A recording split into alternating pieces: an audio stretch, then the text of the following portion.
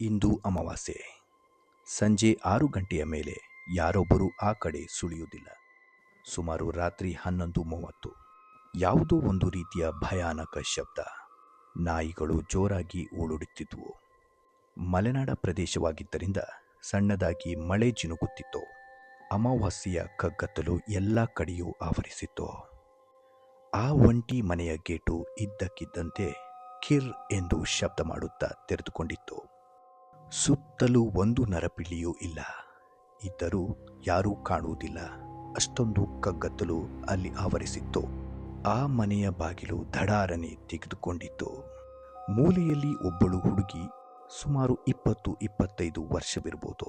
ಅವಳ ಕೈಕಾಲುಗಳನ್ನು ಕಟ್ಟಿ ಹಾಕಿದ್ದರಿಂದ ಭಯದಿಂದ ನಡುಗುತ್ತಾ ಮೂಲೆಯಲ್ಲಿ ಹುದುಗಿ ಕುಳಿತಿದ್ದಾಳೆ. ಅವಳ ಬಾಯಿಗೆ ಬಟ್ಟೆ ಕಟ್ಟಲಾಗಿದೆ.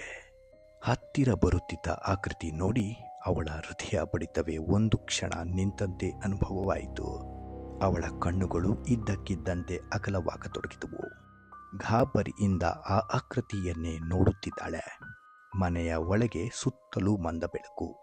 ಯಾವುದೂ ಸ್ಪಷ್ಟವಾಗಿ ಕಾಣಿಸದಷ್ಟು ಮಂದವಾಗಿತ್ತು. ಈ ಕಥೆಗೆ ಇಲ್ಲಿ ವಿರಾಮ ಹೇಳುತ್ತಾ ಮತ್ತೆ ಸಿಗುತ್ತೇನೆ. ಅಲ್ಲಿಯವರೆಗೂ ಧನ್ಯವಾದಗಳು.